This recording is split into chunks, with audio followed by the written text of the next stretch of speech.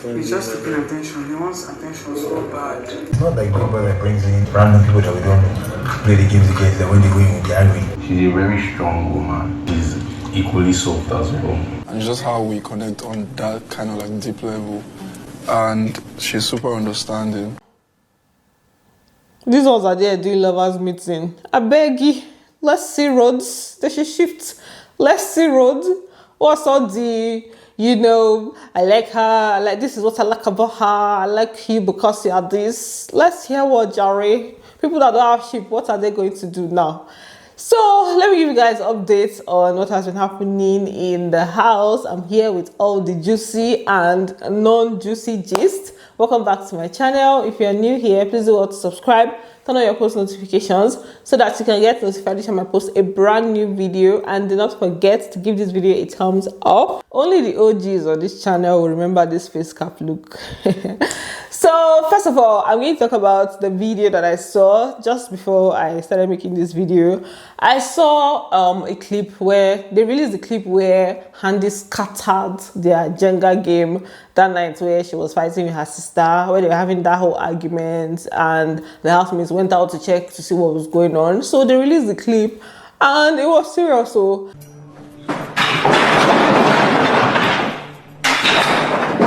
Handy, stop please. So yeah, I don't think this kind of situations would lead to anything. I don't think the game broke, or I don't think anything was destroyed. So I don't think there will be any action per se. It's just a clip that was released from one of their Showmax episodes, right? So moving on to the gist of today, I'm going to begin with their task, because a lot of things that happened last night had to do with the task, right? So for their task, it was from X7, a skincare brand. They had to do different things. They had to create a pitch, they had to create a stage play, they had to do body art, they had to sing. They gave them so much to do, and I was like, hope these people are going to pay them big money, because it was a lot of things that they had to do and they had just a very short time to prepare for it. So for the first part, they had to do like a company pitch, just, you know, normal presentation and talking about the brand and stuff. And then for the second part, it was basically the body art thing, the body art. Yeah, so Nelly represented her team, and she was up there with TJ. TJ was the one that was reading out what each color on the body represented, and I think that's why they won, right? So he spoke about the representation of everything on her body. Oya represents everything every human attains to be: joy, forgiveness, and open-mindedness. Oya flows from heights to lows. Oya is the representation of serenity. And then for the second team, it was Suj that was reading it out, and he went on there with Mickey, right? Theirs was not so bad. It was okay, right? Mickey, the whole, you know, dancing and, you know, display and stuff, it wasn't bad. But I think they were judging them based off of what they said there. And Nelly's team had a better presentation. Amidst the chaos, you find light, allowing you to embrace these emotions. Then for the third part, that was the drama part. Yeah, and I'm just here to tell you guys that if you see Victoria, tell her that she should not try acting. She should just leave acting. If she anywhere she sees that they are trying to do acting, she should just leave it, because I don't know what she was acting there. She tried, but you could tell that acting is not really her thing, right? So her team, herself and Cassia, they were the ones that they were the ones that started the drama, because the drama was divided into different parts for her team. So she went on stage with she went on stage with Cassia. I've been told that I have a dry skin, a cracked skin. Oh my God, look at me. X7 cosmetic gold. Wow. Now you know the secret. Oh my God. Thank you so much. Thank you so much. Oh. Now for singing is where I would say she did a very good job. So Femi also still came on stage for the same team. So that team had Radicals, Mbadiwe Twins, Victoria was in that team, and Sean was in the other team, just the way it was for the previous task, the Guinness task, where they were game masters and they had to be in like different teams. That's exactly what happened last night. So they came on stage, and then also Aces were also in that group. So it was now Femi and Cassia that came on stage. And you don't have to change a thing, the world could change its heart. No skies say you're beautiful, your skies and you're beautiful. So for the second team, it was Ben, Sean, and ONYEKA that did the stage play. They were just, talking about the experience with having like bad skin, being mocked, being ridiculed, and all of that, right? And it was funny towards the end when ONYEKA just fell down. I said, what's going on? My mental health has derailed. I have tried a lot of products. How do you think it feels to be bullied by the world? They call me sunburn. Oh my god. Like I won a pageantry for sunburn. Afterwards, one now came on stage and basically brought the solution to all their problems. And, they felt excited like, oh, we finally found the solution. That's what their drama was about. Then for the singing part, I enjoyed the singing from both teams. We had ONYEKA on stage. She was doing the whole rapping. She was like, except I can't remember the song. I think it's except White Glow. Except I'll be easy for the second team. But Shasha, the rapping, the singing, the reading, everything was really nice for ONYEKA's team. Except White Glow, except White Glow. I love the way my skin so smooth, so confident. I feel so good. Always taking care of it. That's what gave me all these wages. For the second team, it was also really nice. Like, they had a good song, right? And I think that it must have been a tough one. But the fact that the first team, they sang, they had a nice chorus, they did rapping and everything, I think that's why they won, right? So Kelly Ray did for his team, and all of them had the vibe. The reading was very cool. I can share your tips if you wanna be like me. I stay hydrated. X7, exfoliated. X7, my skin is smoothing. X7, now the sun got nothing on me. X7 did it for me. Now, at the end of the day, Big Brother now announced the results, and it was announcing it one by one, like the different parts, right? The first part, the team, ONYEKA's team won. Second part, the same thing. Third part, the same thing. Fourth part, the same thing. It was a crazy situation there, because when the other team, they're just waiting for like at least something, like give us something, even if it's one. Nothing. Big Brother was like, this is just like a clean sweep, and they just started like really, really jubilating. And the way they are jubilating is almost like, in your face, we won kind of thing. Tonight, we have a clean sweep.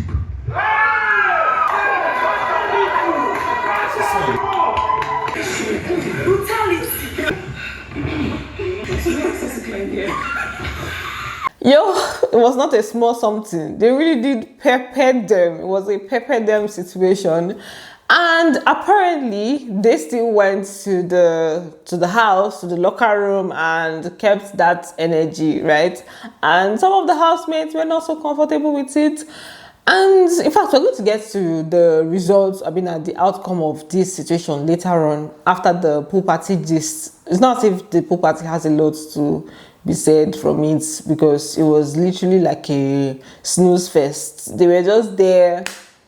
At some point, Mickey was even sleeping himself. He was just tired. Ben was sitting there. Cassia, she danced for a bit. ONYEKA danced. The twins danced. But in general, the vibe was not vibing at all. Even the music, the mix that they played, it was giving relaxed. Sorry, it was giving relaxed. Anita and Tofasha, they shared a few kisses by the pool. They've just been kissing up and down, right? And during the pool party, there were some conversations that they were having that made me know that, okay, there's an argument that is loading. That's Chizaba was talking to the twins and her sister about Ozee, what Ozee did to her. Apparently, Ozee told her that she should not come back for another chicken. She went to take chicken and Ozee was like, she should not come back for another one. So she's like, where is the attitude coming from, right? When they now went into the house, she now went to have a conversation with Ozee. Ozee was also there, where she was now expressing that she didn't like how he acted, and he was saying it was a joke. And she now felt like it had to do with the earlier win and how she felt like they were not happy with them winning, with the fact that they won. And then Ozee was not telling her that he doesn't have any issue with them winning, that you guys are my friends, and in this house we are competing against friends. So even when I don't win, I would not be angry that you won, because it's a friendship something. It's not like Big Brother brings in random people that we don't know, play the games against them. When they win, we get angry. We're playing against people that we live with. It's you that still cook for me, make egg for me. Why the fuck would I take it personal? I don't care. It's not a big deal, but in that moment in my mind, I'm like, yeah, actually quite childish. So he also told her that the chicken thing had nothing to do with the task or him being angry or anything, that she should have asked him why he acted like that, or why that was the case, right? Instead of assuming and just like, having an attitude and stuff. So they're just trying to sort out the thing. And then you guys know that I said that Chizoba told the twins, ONYEKA HANDI. And later on, HANDI now approached Ozee and was also still asking him about thing, almost like maybe trying to resolve the whole situation with him. And he was still explaining the same thing, that he wasn't angry, that it was just the attitude that they brought that just made him feel like, okay, you guys are not reading the room and you guys are maybe doing too much, if I may say. I didn't take it personally because I knew there was no intentions like that. But again, in my mind, like, I was like, they're not reading the room. They're not overdoing it in people's faces. And sometimes you have to just say, okay, maybe they don't know better. No, that's Handy X1. So now, the reason why I feel like the matter was the way it was is because ONYEKA was involved. ONYEKA is on that team, right? And I think she was among the people that made some comments. So he said that they were making like some comments while they were in the locker room. And when you just lose, and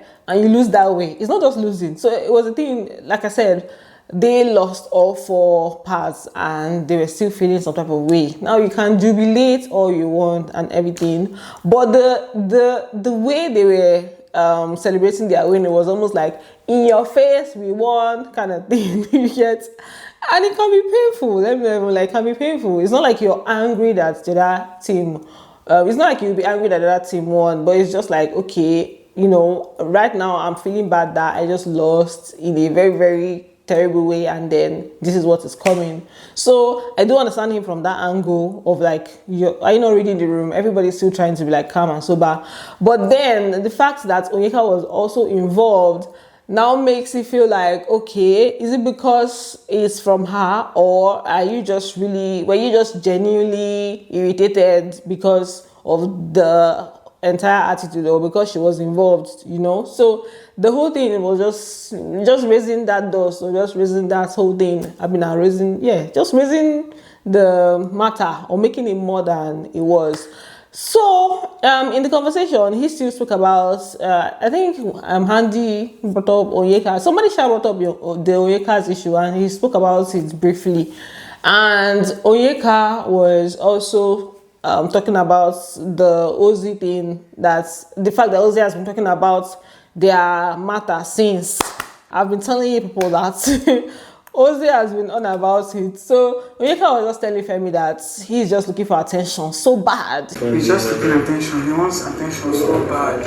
People will be fine again. Friends have issues. People will be fine again. I know you don't care. I know he misunderstood you. I'm not saying anything. So at some point, she was now saying that she knows what is upsetting him. That's because she said the truth. And she now made reference to what the comment she made when Ebuka asked her the question. So she basically said that she feels like he's trying to push a narrative where he's like playing 2 girls and stuff, and it stemmed from jealousy, him being jealous of seeing her with other people and stuff. So she's like, that was what she said on Sunday. So she felt like, I mean, she feels like that's what is paining him. I know what is upsetting me because I said the truth. I was like, I feel like he was trying to set up a narrative of him playing two girls, and he started from him being jealous. Being jealous when you were rolling with who?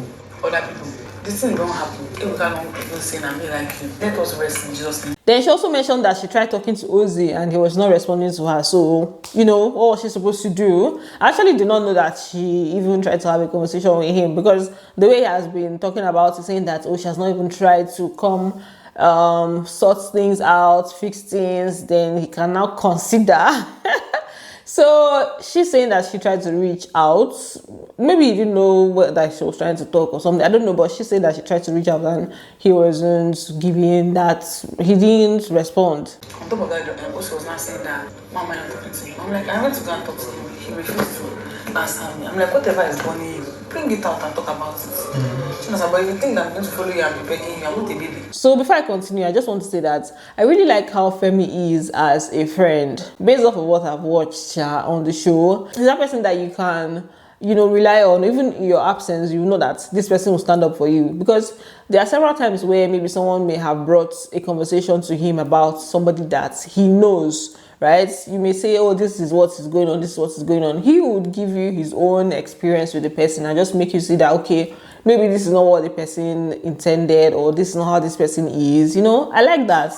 I like when someone is like that. So yeah, let's talk about the lovers table. I mean, the lovers situation. First of all, we had a situation with Anita and Topher in the kitchen, just being all up close, personal, lovey-dovey type thing. And then there was a conversation before that where he was saying what he felt when they were, what he felt when they were in the pool together.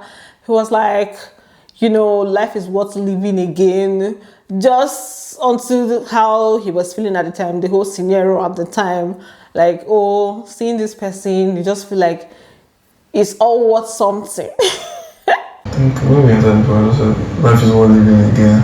Yeah, what does that mean? Yeah, because everything just felt like, it just felt like I was in a private party with you, because I couldn't see any other person. It was just you inside the pool. Yo, there's nothing that somebody will not see with the lovers in this house. Because what's going on? What's happening? The other day was Suj giving out his ancestral necklace. The necklace that has been passed down from generations to generations. Now it's like oh, the world. It's almost like it's almost like telling somebody, you're my world, basically. It's okay. Maybe that's how Gen Z love is. So let me just continue. Now they had the whole round table love talk situation where they were talking about what they like about each other. So normal now. Anita went, was just saying she likes how he makes her feel. Please, that's enough. Let's I love his perspective on things. I love his reasoning. I learned from him, and I'll stop there for now. So for Anita, Topher was just saying that he just loves how they're able to connect on a different kind of level. So it's basically that weird level, if I may say. More like they're both weird people in a way, and their weirdness matches. That's just what he was trying to say. We are able to connect on a particular level that is just different, right? And just how we connect on that kind of like deep level. And she's super understanding. I love her fashion sense, can't lie. For Suj, he was just saying that Nelly is like more than what meets the eye. It's like there's so much more to her. She's hardworking, and then he said she's strong. I mean, yeah, he said she's a strong woman and also a softie. You know, soft hard kind of thing. And then it was just, you know, just went round. The thing is with Nelly is a case of there's more than meets the eye. She's a very strong woman. She's equally soft as well. She's a very big baby. So that was it for the roundtable conversation. Just normal words of, would I say, affirmation or just stuff. Now, later on in the room, We had Sean that was, when they took the camera day, he was just basically complaining about when he tells Wani something, you know, he can't guarantee that Handy will not get to hear, and almost like he cannot have, you know, secrets or personal things with her. Yeah. So I'm not saying, oh yeah, I don't want to be involved in the conversation, but I just feel like everything I tell you, it's like you need to go and relate back to Handy. Whether it's your feeling. I know I'm not relaying anything. There's hardly going to be any secrets there. If you think that's gonna change, anyway, I don't even know. Let me not even. I'm just here to give you guys some kind of updates. With some things, there's only so much I can say, but that's just what he was. That's what he was complaining about, and I think it's because they were talking, and Wani wanted to go down and meet Handy or so. So it's like, oh, person will go feed, tell you something again. I think he slept off during the conversation, and Kayode doesn't allow us to understand something sometimes, so I'm not going to try to even crack my brain for this. So what else happened? I don't think there's any other thing that I didn't talk about. If there is, then we're just going to leave it at that. So thanks for watching, guys, and do not forget to give this video a thumbs up, and I'm going to see you on the next one. Bye. Love you.